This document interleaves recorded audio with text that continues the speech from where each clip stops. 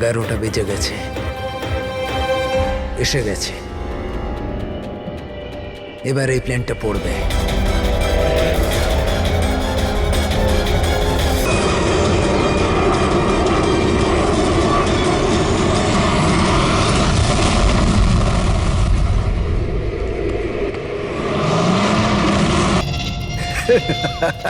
মজা দেখলাম।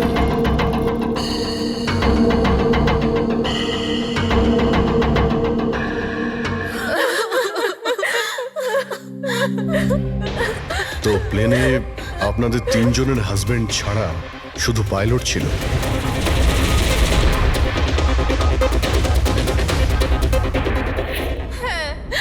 আর এখনো অবধি কোনো খবর পাননি আপনারা?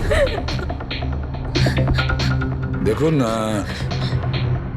অথরিটিকে পুরো জিজ্ঞাসাবাদ করেছি, আর ওরা বলেছে যে প্লেনে কোনো টেকনিক্যাল প্রবলেম ছিল না। তাহলে আপনাদের এরকম কেন মনে হচ্ছে যে ওটা অ্যাক্সিডেন্ট ছিল না, ওটা প্লেন ক্র্যাশ ছিল না, বরং কেউ জেনে শুনে ওদেরকে খুন করেছে? ওনাকে অনেক দিন ধরে কেউ ফোন করে হুমকি দিচ্ছিল। দেখুন, আপনাদের হাজবেন্ড তো নামি দামি বিল্ডার্স, তাই হুমকি দেওয়া ফোন তো আপনাদের আসতেই পারে, তাই না? কিন্তু এক্স্যাক্টলি কি হয়েছিল বলুন তো আপনারা। হ্যাঁ, ওরা তিনজন সুরাট যাচ্ছিল কোনো জমি কিনতে, কিন্তু কিছু বিল্ডার্স ছিল যারা চাইতো না এই ডিলটা হোক। হ্যাঁ স্যার, কোটি টাকার ডিল ছিল। নিশ্চয়ই এই কাজ ওদের মধ্যে কারোর হবে। আচ্ছা, হুমকি দিয়ে কেউ ফোন করলো আর আপনারা পুলিশের কাছে কেন রিপোর্ট করেননি? স্যার, আমরা পুলিশের কাছে যেতে চেয়েছিলাম, তো আমাদের হাজবেন্ডরা আমাদের বাধা দিল। হ্যালো, কে বলছেন? খবরদার যদি ওই সুরাটের জমিটার ব্যাপারে ভেবেওছো তুমি, বুঝেছো? হুমকি দিচ্ছেন? হুমকি দিচ্ছেন আমাকে? হুমকি ভাবো তুমি। কাল সকাল 11টার সময় তোমার জীবনের শেষ নিঃশ্বাস নেবে তুমি। আপনার যা করার করে নিন, এই ডিল তো আমি করেই ছাড়বো। প্লেন ক্র্যাশও ঠিক 11টার সময় হয়েছিল স্যার। 11টা বেজে গেছে, এবার এই প্লেনটা পড়বে।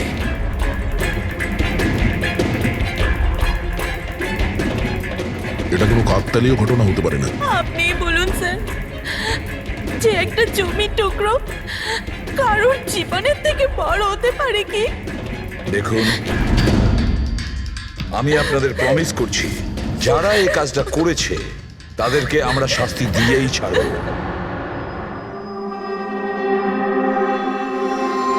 স্যার, আমাদের 5 বছর হয়ে গেছে এই কাজ করছি, আজ পর্যন্ত একটাও ভুল হয়নি। আমাদের কাজে ভুল হওয়ার কোনো সম্ভাবনাই নেই স্যার। যদি স্যার প্লেনে কোনো প্রবলেম থাকতো তাহলে আমরা ওটাকে উঠতে দিতাম না। তাহলে আপনাদের কথা অনুযায়ী প্লেনে কোনো প্রবলেম ছিল না? একদমই নয় স্যার। তাহলে প্লেনটা ক্র্যাশ হলো কি করে? হ্যাঁ, 4 জন মারা গিয়েছেন, কে দায়িত্ব নেবে তার? স্যার, আমি নিজেই খুব অবাক হয়েছি যে এটা ঘটলো কি করে। ফ্লাইট রেকর্ডার জানেন তো আপনারা, যাকে আমরা ব্ল্যাক বক্স বলি, সেখানেও সবকিছু নর্মাল দেখাচ্ছে। নর্মাল বললে কাজ চলবে না, সব কিছু ডিটেলে বলুন, শুরু থেকে, টেক অফ হওয়ার আগে থেকে কি হয়েছিল?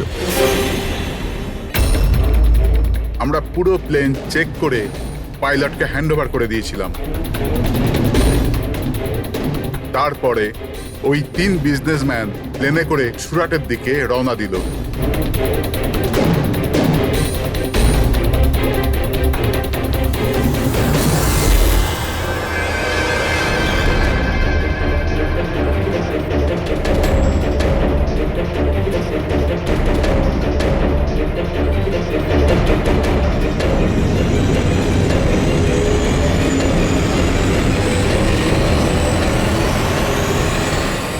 স্যার, আমরা টেক অফের পারমিশন রেডিওর ফ্রিকোয়েন্সি থেকে পাই, মেন টাওয়ার থেকে। কাল আমাদের পুরো ইনফরমেশন পাওয়ার পরই আমরা টেক অফের প্রক্রিয়া শুরু করেছি। হ্যাঁ ফ্রেডি, কি?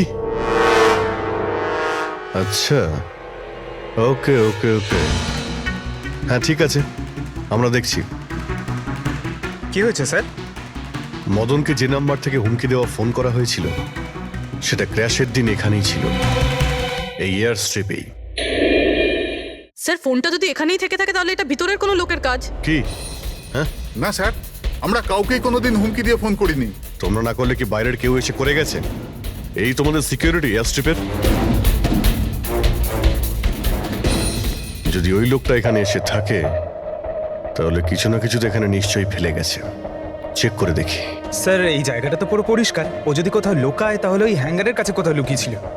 ঠিক আছে, ওখানে দেখি। আপনারা আসুন আমাদের সঙ্গে।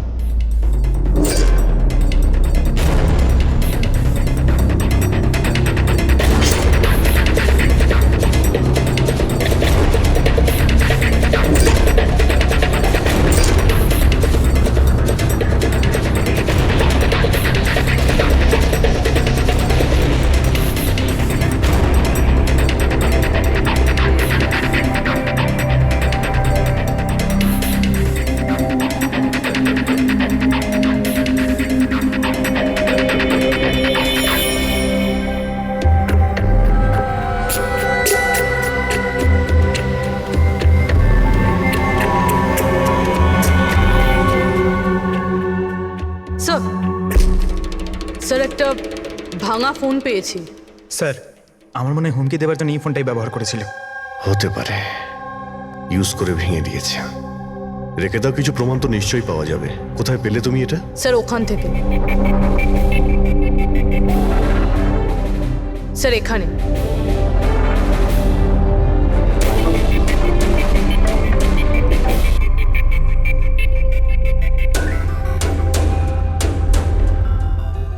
স্যার এই দেখুন, এখানে কানের মতো কিছু একটা দেখা যাচ্ছে। হ্যাঁ, তুমি তো ঠিকই বলেছ। ফোনটাও এখানে পাওয়া গেল, আর এই চিহ্ন। এমনটা নয় তো যে ওই অপরাধী এখানে হেলান দিয়ে ফোনে কথা বলছিল আর আমাদের জন্য ও প্রমাণ রেখে গেছে এখানে। একটা কাজ করো, এর ছবি তুলে নাও। স্যার কানের চিহ্ন দিয়ে কিছু বোঝা যাবে? আরে কিছু না কিছু তো পাওয়া যাবে। ডক্টর সালুকাকে দেব, উনি শিওর কিছু করবেন।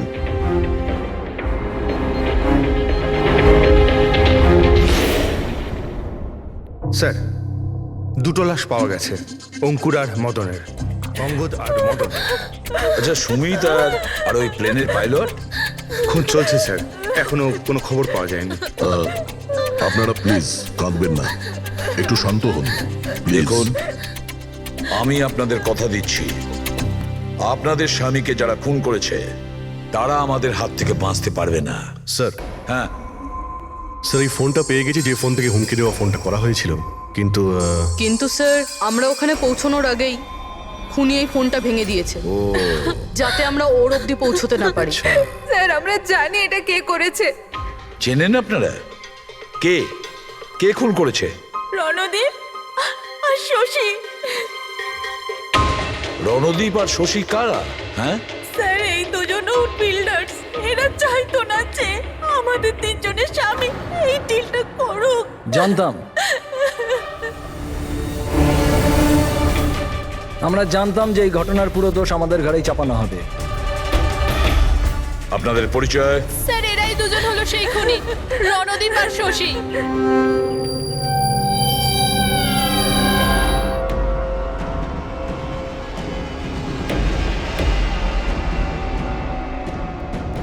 জানি না এই মহিলাদের আমাদের সঙ্গে কি শত্রুতা আছে, যাই হোক না কেন আমাদের উপরই সবসময় দোষারোপ। আর আগেও একবার এরা আমাদের মিথ্যে অভিযোগে গ্রেফতার করিয়েছিল। আচ্ছা, কোন অপরাধে গ্রেফতার করিয়েছিল আপনাদের? আমাদেরও একটু বলুন। স্যার প্রথমবার যখন অঙ্কুরকে কল করে হুমকি দিয়েছিল, তো আমি পুলিশে রিপোর্ট লিখিয়েছিলাম এই রণদীপের বিরুদ্ধে। আর পুলিশ আমাকে গ্রেফতারও করেছিল, কিন্তু পরে আমি নির্দোষ প্রমাণিত হই। হ্যাঁ স্যার, আসলে ওই হুমকি দেওয়া ফোন ওই গ্রামবাসীদের ছিল যাদের জমি এরা নিতে চেয়েছিল। হ্যাঁ, ওই গ্রামের লোকগুলো তো এখনো জেলেই আছে। তো এই বাজে কাজটা তোমরা ছাড়া আর কে করতে পারে? দেখলেন স্যার, আবার আমাদের ওপর অভিযোগ। যদি আমরাই হামলা করে থাকি তাহলে সিআইডির কাছে আমরা কেন আসবো? কোনো ব্যাপার না, খুব তাড়াতাড়ি সমস্ত সমস্যার সমাধান হয়ে যাবে। হ্যাঁ, কারণ আমরা ওখানে অপরাধীর কানের চিহ্ন পেয়েছি। আর ব্যাস, সেটা থেকে তো আমরা পুরোটা জেনেই যাব যে খুনি কে। এই দেওয়ালে যে কাঁচা রং ছিল ওখানে এই যে কানের ছাপটা দেখা যাচ্ছে, এই কানের ছাপটা দেখো, কিছু দেখতে পাচ্ছ এতে? ওই কানের প্রিন্টে স্টারের মতন দেখতে কিছু ইমপ্রিন্ট আছে। আরো একটা কথা, এই যে অপরাধী এ সমুদ্রের আশেপাশে থাকে। এইটা কিভাবে জানতে পারলেন স্যার? আমি বলছি, এই ফোনটা, এই ফোনের যে ভাঙা অংশটা, এর ওপর আমি কিছু সমুদ্রের বালি আর মাছের কাঁটার টুকরো পেয়েছি। আচ্ছা আচ্ছা, তো যখন ওই লোকটা তার জুতো দিয়ে ফোনটা ভেঙেছিল তখন ওই বালি আর ওই মাছের কাঁটা জুতো থেকে বের হয়ে ফোনের মধ্যে চলে আসে। জুতোয় বালি আর এই তো মাছের মাথা কাঁটা খুলেছে।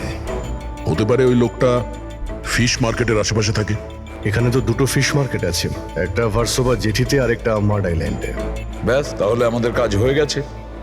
এই দুটো ফিশ মার্কেটে গিয়ে খোঁজ নাও আর দেখো এমন কেউ আছে যে কানের মধ্যে স্টারের শেপের ইয়াররিং পড়েছে।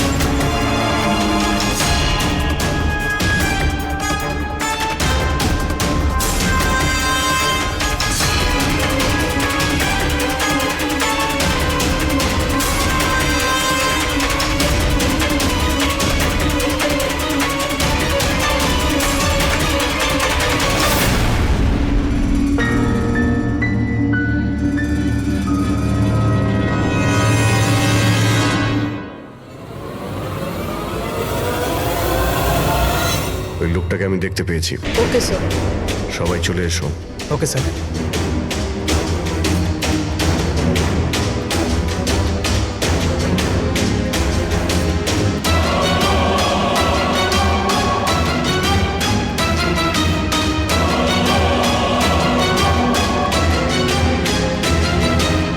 কারোর সঙ্গে মিটিং হওয়ার কথা।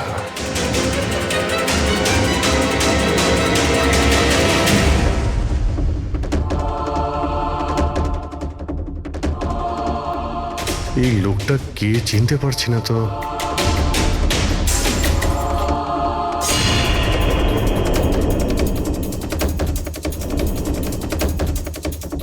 স্যার, এটা তো সচিন।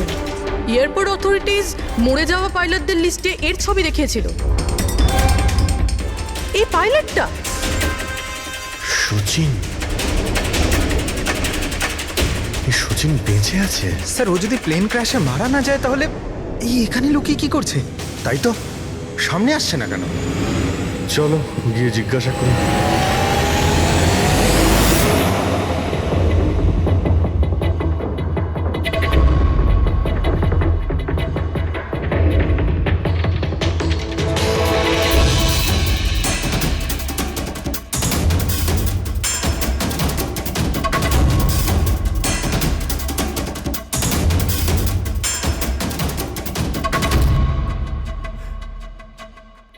স্যার।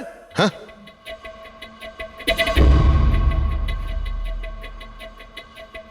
স্যার, এ তো মারা গেছে। মারা গেছে? ওই দেখুন স্যার, সচিন পালাচ্ছে।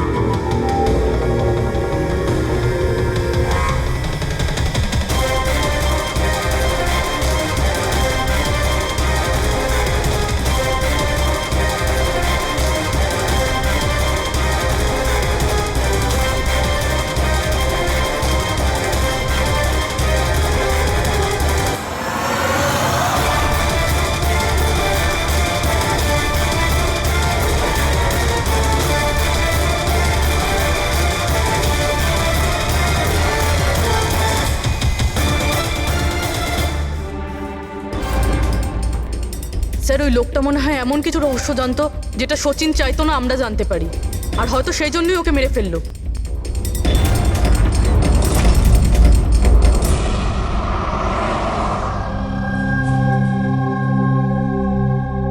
স্যার,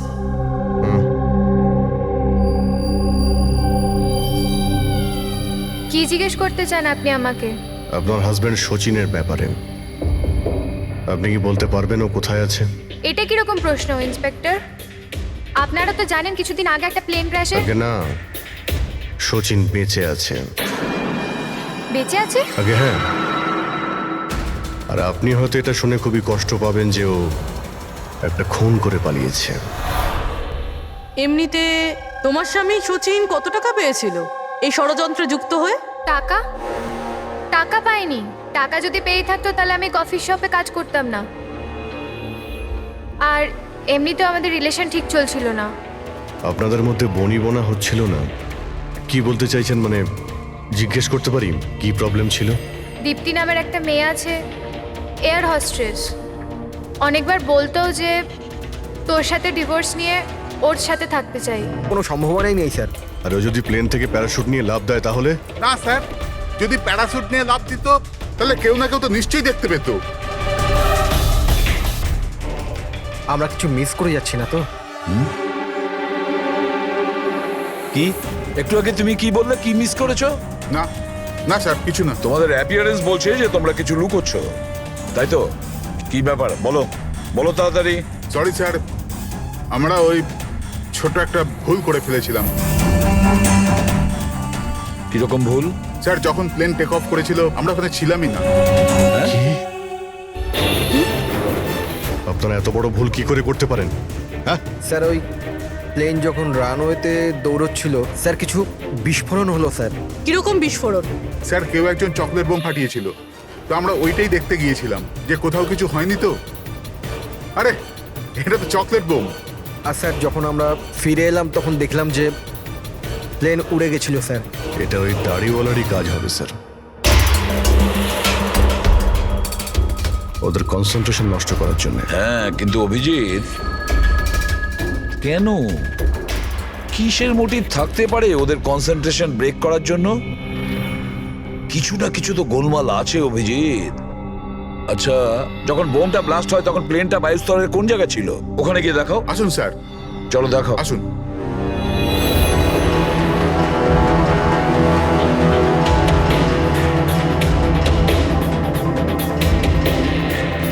এক মিনিট অভিজিৎ, এ তো রক্ত, শুকিয়ে যাওয়া রক্ত। স্যার, রক্তের রং দেখে মনে হচ্ছে খুব বেশি পুরনো নয়, আজ বা কালকেরই। এই রক্ত কার রক্ত? এটা এখানে এলো কি করে? জানি না স্যার। জানি না? সব প্রশ্নের একটাই উত্তর তোমাদের, জানি না। তাহলে জানোটা কি তোমরা? স্যার, এয়ার স্ট্রিপের রক্ত মানে কিছু না কিছু হয়েছিল এখানে। এটা তো পরিষ্কার, কিন্তু কি হতে পারে? আর এই রক্ত, এটা কার রক্ত?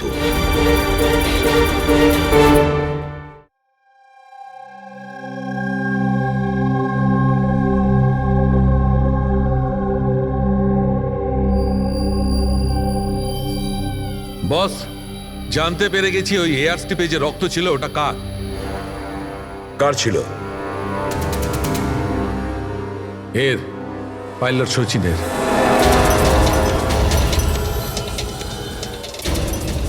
পাইলট সচিনের রক্ত? কিন্তু ওরা আঘাত লাগলো কি করে, কখন? স্যার, যখন আমরা ওকে জেটিতে দেখেছিলাম তখনও একটা স্লিং ব্যান্ডেজ পড়েছিল, আর ওর হাতে ব্যান্ডেজও বাঁধা ছিল। কিন্তু ইঞ্জিনিয়ার আমাদের এটা বললো যখন সচিন টেক অফের জন্য যাচ্ছিল একদমই ঠিকঠাক ছিল, ওর হাতে কোনো রকম ব্যান্ডেজই ছিল না। এটার একটাই মানে দাঁড়ায় অভিজিৎ, সচিনের আঘাত এয়ার স্ট্রিপের সময়ই হয়েছে। প্লেনটা টেক অফ হওয়ার আগেই সচিন এয়ার স্ট্রিপে পড়ে যায়, আর ওর তখনই আঘাতটা লাগে। ঠিক এইরকমই হয়ে থাকবে বস, কারণ এই জন্যে সচিন প্লেন ক্র্যাশে মারা যায়নি, কারণ সচিন প্লেনে ছিলই না। কিন্তু ডক্টর সালুকে কেউ তাহলে সচিনকে প্লেন থেকে লাফাতে দেখেনি কেন? আরে ওই দাড়িওয়ালা ওখানে বাজি ফাটিয়েছিল না ওদের সরানোর জন্যে।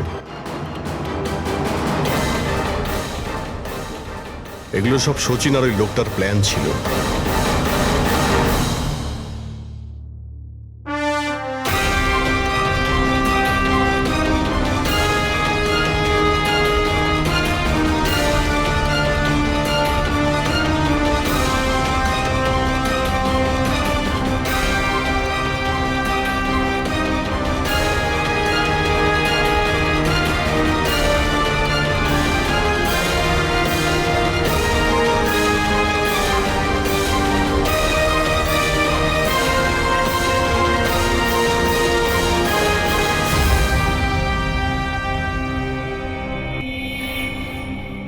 হ্যালো,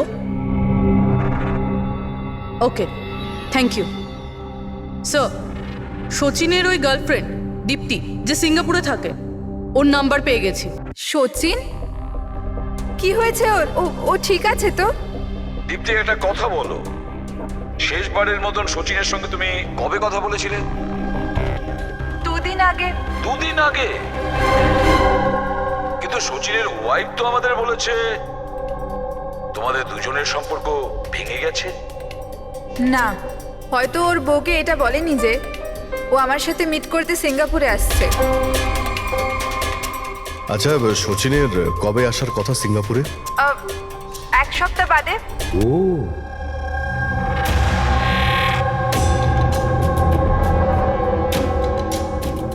আচ্ছা, আর কি কি কথা হয়েছে তোমার সঙ্গে 2 দিন আগে? ও বলছিল যে ও অনেক টাকা পেতে চলেছে আর তারপরে আমরা দুজনে নতুন জীবন শুরু করতে পারি। কিন্তু আপনার এইসব প্রশ্ন, সচিন ঠিক আছে তো? ভয় পেও না, সচিনের কিছু হবে না। আর যদি দরকার পড়ে আমরা আবার তোমায় ফোন করব। Thank you. আচ্ছা, দীপ্তি আবার যুক্ত নয় তো এই প্ল্যানের সঙ্গে, এই সমস্ত ষড়যন্ত্রের সঙ্গে? পুরবি, একটা কাজ করো, সিঙ্গাপুর পুলিশকে পুরো ডিটেলস জানিয়ে দাও আর বলো যে ওরা এই দীপ্তির ওপর যেন নজর রাখে। Yes sir. স্যার, হ্যাঁ, সচিনের ওয়াইফের সঙ্গে কথা হলো স্যার। ও তো বললো যে সচিনের পাসপোর্ট বাড়িতেই আছে। কি? সচিনের পাসপোর্ট বাড়িতে? আর সচিন সিঙ্গাপুর যাওয়ার জন্য প্ল্যান করছে? এটা আবার হয়নি তো যে সচিন নকল পাসপোর্ট বানিয়েছে? নকল পাসপোর্ট? আচ্ছা, আমাদের ওই ঘেটু আছে না, ও কিন্তু নকল পাসপোর্টের ব্যাপারে অনেক কিছু জানে। হেড্রিক, একটা কাজ করো, পঙ্কজকে বলো যে সচিনের ফটো নিয়ে যেন ঘেটুর সঙ্গে দেখা করে। হ্যাঁ। Yes sir. আরও একটা কথা স্যার, সচিন যদি প্লেন টেক অফ হওয়ার আগে প্লেন থেকে ঝাঁপ দিয়ে থাকে তাহলে প্লেনটা ওড়াচ্ছিল কে? আর যখন ও প্লেন থেকে ঝাঁপ দিল তখন এই মদন, অঙ্কুর আর সুমিত এরা চিৎকার চেঁচামেচি করলো না কেন? চুপচাপ বসেছিল কেন? বস, প্লেন থেকে পড়ে গেলে এরকম সুযোগ পাবে কি করে? এরা 3 জনেই তো অজ্ঞান ছিল। কিন্তু স্যার, এরা জ্ঞানটা হারালো কিভাবে? পুরবী, এদের 3 জনের পেটের মধ্যে ব্ল্যাক কফি ছিল, আর ওই ব্ল্যাক কফিতেই নেশাদ্রব্য মেশানো ছিল। কি? ব্ল্যাক কফির সঙ্গে নেশার ওষুধ? I am boarding. আপনার কফি, থ্যাংক ইউ। তাহলে নিশ্চয়ই এটা সচিনের প্ল্যানের পার্ট ছিল। স্যার, একটা প্রশ্নের উত্তর এখনো পাইনি। বিনা পাইলট নিয়ে প্লেনটা উড়লো কিভাবে? এর উত্তর হলো UAS. UAS, আনইন্টারাপ্টেবল auto pilot system. এই প্রোগ্রাম দিয়ে মাটিতে থেকে আকাশে ওড়া প্লেনকে কন্ট্রোল করা যায় স্যার, যে কোনো জায়গা থেকে। হ্যাঁ স্যার, আমরা এই ফরেন্সিক ল্যাবে দাঁড়িয়েও যে প্লেনটা আকাশে উঠছে তাকে কন্ট্রোল করতে পারি। এই প্রোগ্রামটা এই জন্যই বানানো হয় যে আকাশে ওড়ার সময় প্লেনে যদি কোনো ইমার্জেন্সি হয় বা কোনোভাবে প্লেন হাইজ্যাকও হয়ে যায় তাহলে তার কন্ট্রোল যেন নিচে থাকা লোকেদের হাতে থাকে। তার মানে প্লেনের ককপিটের কন্ট্রোল তার হাতে থাকবে যার হাতে রিমোট আছে। হ্যাঁ স্যার, আর যার কাছে রিমোট কন্ট্রোলটা ছিল সেই প্লেনটা ক্র্যাশ করিয়েছে সমুদ্রে। রিমোট কন্ট্রোলের লোক খুনি। 1 কফিতে নেশার ওষুধ। যদি একবার আমরা জানতে পারি না যে ওই ব্ল্যাক কফিতে নেশার ওষুধ কে মিশিয়েছিল আর কে খাইয়েছিল, তাহলে বুঝে নাও রিমোট কন্ট্রোলের খুনির কাছেও আমরা পৌঁছে যাব। Remote control. Black coffee? Sir Madan তো ব্ল্যাক কফি খেতেন না, ওনার হাই ব্লাড প্রেশার ছিল। আর স্যার আমিও তো সুমিতকে কোনো ব্ল্যাক কফি দিইনি, কারণ ও যখন বাড়ি থেকে বেরিয়েছিল তখন আমিও বাড়ি ছিলাম না। দেখুন, আমরা ওই তিনজনের পেট থেকেই ব্ল্যাক কফি পেয়েছি, যে সেই নেশার ওষুধ মিশিয়েছিল। আর আপনারা বলছেন যে আপনারা কেউ নিজেদের স্বামীকে ব্ল্যাক কফি খাওয়াননি। হতে পারে অন্য কেউ ওনাদের ব্ল্যাক কফি খাইয়েছিল, বা হতে পারে বাইরে যেখানে গিয়েছিল সেখানে খেয়েছিল। কোথাও গিয়েছিল কি? হ্যাঁ স্যার, ওকে আমাদের ড্রাইভার এয়ারপোর্টে ছাড়তে গেছিল। তাহলে হতে পারে যে ও বাইরে কোথাও কফি খেয়েছে, তাহলে ড্রাইভার জানতে পারে। রবি, ওকে একবার ডাকুন তো, কোথায় আছে ও? স্যার যবে এই ঘটনা ঘটেছে তবে থেকে ও কাজে আসছে না, ও আমার ফোনও তুলছে না। তার মানে অভিজিৎ, এই রবি কাল থেকে উধাও।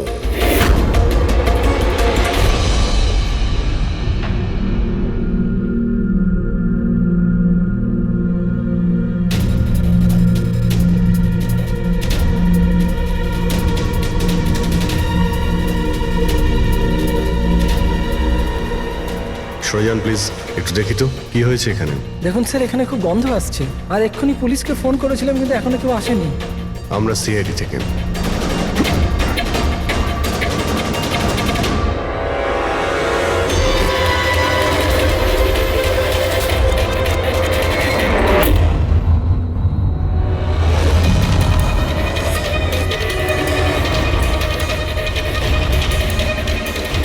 স্যার আরও একটা খুন।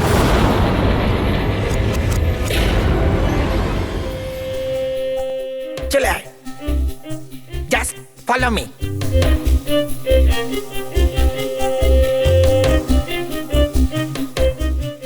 পঙ্কজ, চুপচাপ আমার পেছন পেছন চলতে থাকবি যতক্ষণ আমি এখানে আছি। তোর ঘাবড়ানোর কোনো দরকার নেই। এই যে ঘেটু, আমি না ভয় পাই না, আমি একজন সিআইডি অফিসার। চুপচাপ চল, ফলো মি, ওইদিকে চল।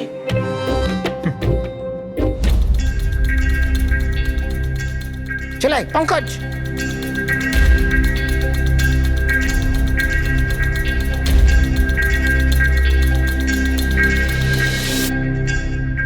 কি বন্ধু, শুনেছি তুমি খুব সুন্দর পাসপোর্ট বানাও। কে বললো? আমার একটা বন্ধু বলেছে। বন্ধু? কে বন্ধু? এ না, আমি চিনি না একে।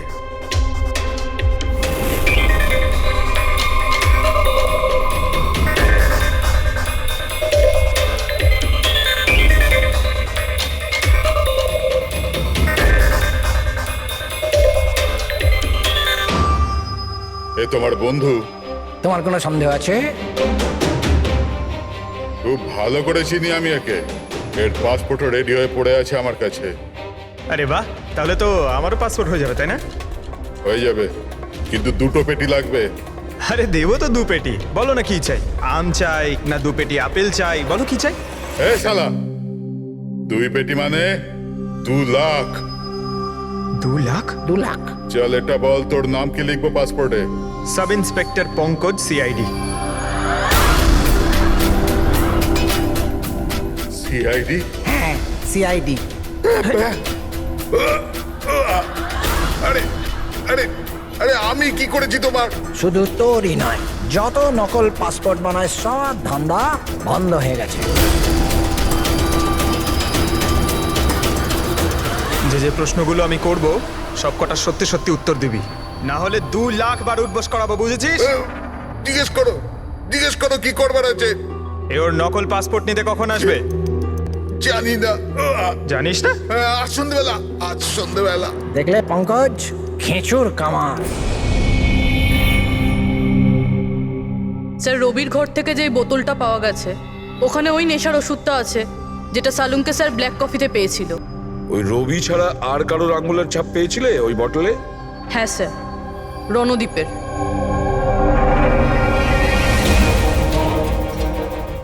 রণদ্বীপ, এই রণদ্বীপ বিউরোতে এসে চেঁচিয়ে চেঁচিয়ে নিজেকে নির্দোষ প্রমাণিত করতে চাইছিল না? প্রথমে রবিকে ব্যবহার করে খুন করানোর জন্য, তারপর রবিকেই মেরে ফেলে। স্যার আমি রণদীপকে অনেকবার ফোনে ট্রাই করেছি কিন্তু ওর ফোন বন্ধ আসছে। একবার এই সচিনকে যদি আমরা পাই না, ওই আমাদের পৌঁছে দেবে রণদ্বীপের কাছে। সন্ধেবেলায় তো ও আসছে নিজের নকল পাসপোর্ট নেওয়ার জন্য।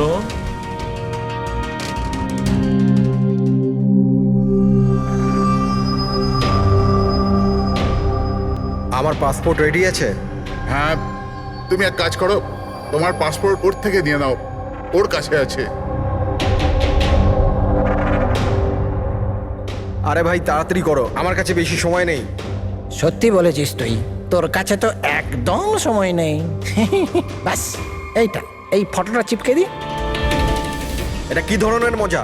মজা নয়, এটা সিআইডির উপহার। সিআইডি? বল, ওই প্লেন ক্র্যাশটা কি করে করেছিলি তুই?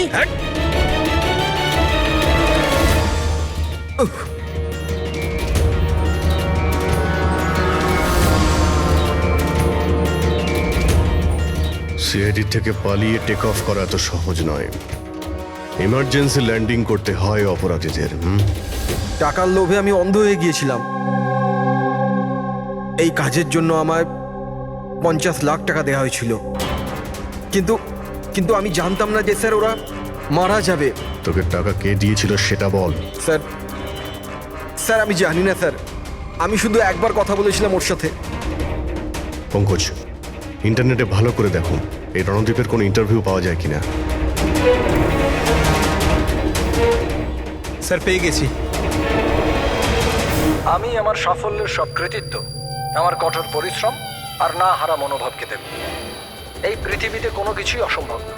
আমি কোথায় ছিলাম আর কোথায় এসে পৌঁছেছিলাম। স্যার স্যার এটা ওনারই আওয়াজ স্যার, আই এম শিওর এটা ওনারই। গলার স্বর রণদ্বীপের আর ওই শিশিতে আঙুলের ছাপও রণদ্বীপের। রণদ্বীপ?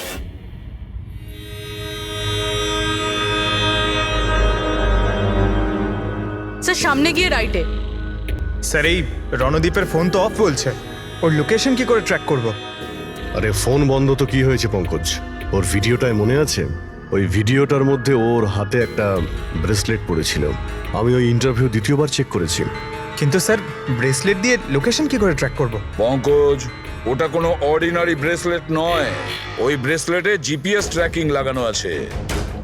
আর এরকম ব্রেসলেট বেশিরভাগ টাইপ 1 ডায়াবেটিসের লোকেরাই পরে। ব্রেসলেটে জিপিএস থাকে স্যার? হ্যাঁ, তার কারণ হলো যে ওর শরীর যদি কোনো সময় খারাপ হয়ে যায় বা ওর মাথা ঘুরে যায়, তাহলে ওর পরিবারের লোকেরা জিপিএস এর সাহায্যকে সহজেই ট্র্যাক করতে পারবে। কিন্তু স্যার এই জিপিএস বলছে রণদীপ।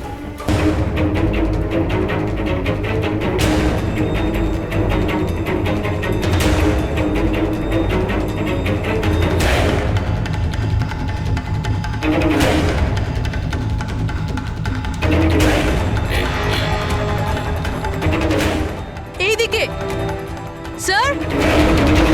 হ্যাঁ স্যার এখানেই কোথাও হবে। ওর হার্ট রেট ক্রমশ কমে আসছে। হার্ট রেট ক্রমশ কমে যাচ্ছে, এদিকেই ও কোথাও আছে। দাঁড়া দাঁড়া, এই মাটিটা অন্যরকম মনে হচ্ছে কেন? এই মাটির নিচে আবার নেই তো? হতে পারে।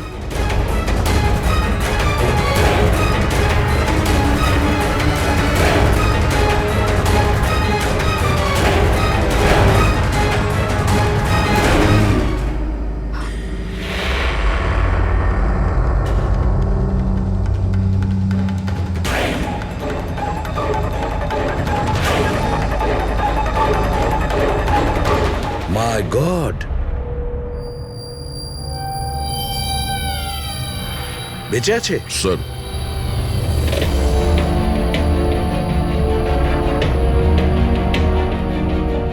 স্যার আমরা তো ভেবেছিলাম যে এই লোকটাই খুনি, কিন্তু এখন দেখছি ওই তো মারা যাচ্ছিল। স্যার আমার মনে হয় না রবির খুন রণদীপ করেছে বলে, কারণ ব্যুরো থেকে বেরোনোর পরে ওর ব্রেসলেটের লোকেশন এখানটাই ছিল, ও অন্য কোথাও যায়নি। তার মানে যে সচিনকে টাকা দিয়েছিল সে রণদীপ ছিল না, অন্য কেউ ছিল।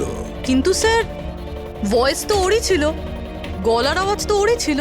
পুরোবি আওয়াজ চেঞ্জ করে কথা বলা কোনো ব্যাপার না। আর আজকাল স্যার এমন এমন মোবাইলের অ্যাপ এসছে যার সাহায্যে যে কেউ যে কোনো আওয়াজে কথা বলতে পারে। কিন্তু কে কে সে যে রণদীপকে ফাঁসানোর চেষ্টা করেছিল? সে কে ছিল যে কিনা নিজের ভয়েস চেঞ্জ করার অ্যাপ ইউজ করেছিল।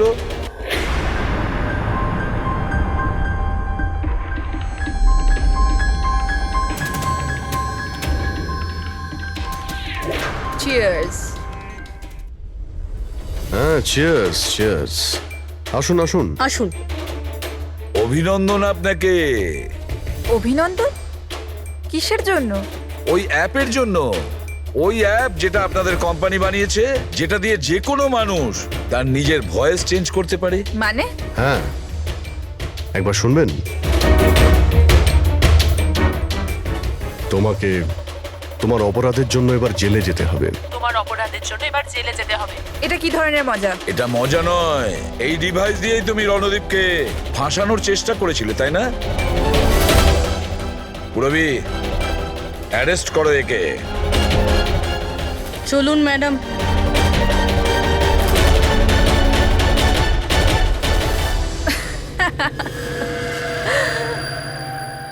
এত কিসের তারা আছে সিআইডি? একটু ওদিকে তো তাকান। এই, ছেড়ে দাও ওকে। বোকামি করো না। এই, ছেড়ে দাও এদের।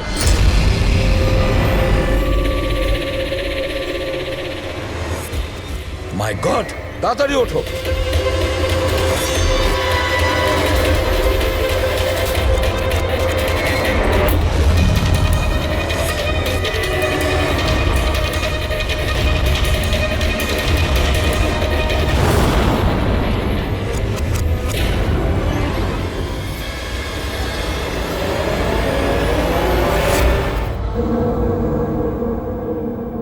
Good bye CID.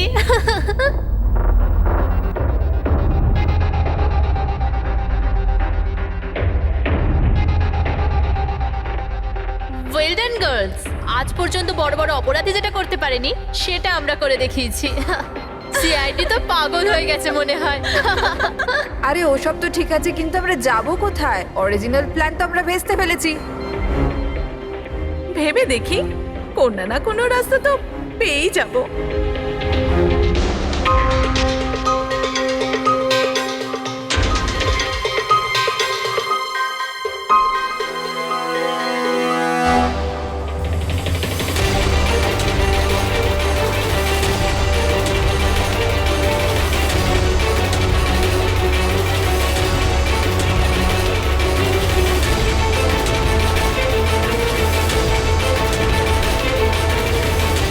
আরে কি করছিস? কিরকম ভাবে প্লেন ওড়াচ্ছিস তুই?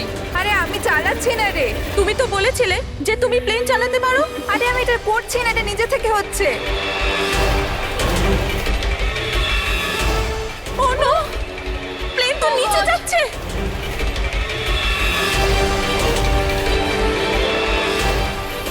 মনে হচ্ছে আমাদের ইউএস টেকনোলজি কেউ জানতে পেরে গেছে নাকি? কিন্তু কি করে?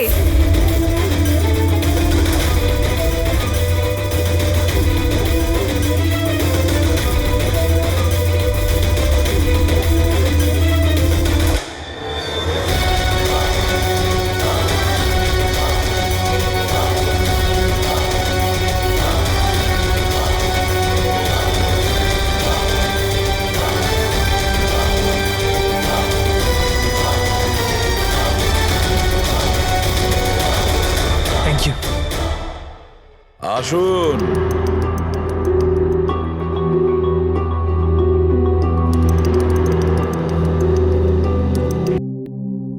যে দেশে মহিলারা স্বামীর দীর্ঘ জীবনের জন্য ব্রত রাখেন, সেখানে আপনারা তিনজন মিলে আপনাদের স্বামীদের খুন করে দিলেন। নিশ্চয়ই কোনো উপযুক্ত কারণ ছিল এর। হ্যাঁ, কারণ ছিল। আমাদের হাজবেন্ডরাও ধোয়া তুলসী পাতা ছিল না। হ্যাঁ, লোকেদের কাছে তো এমন দেখাতো যে ওরা আমাদের খুব ভালোবাসে, কিন্তু বাড়িতে কিছু অন্য গল্প হতো। না আমরা কোনো ভালোবাসা পেলাম, আর না কোনো সম্মান। অঙ্কুর তো কতবার রিয়ার উপর হাতও তুলেছিল। হসপিটালেও ভর্তি হতে হয়েছিল ওকে। এই সব থেকে বিরক্ত হয়ে আমরা আমাদের স্বামীদের কল করে হুমকি দিচ্ছিলাম। আর ভাবলাম সুযোগ ভালো আছে, তাই আমরা ওদের মেরে ফেললাম।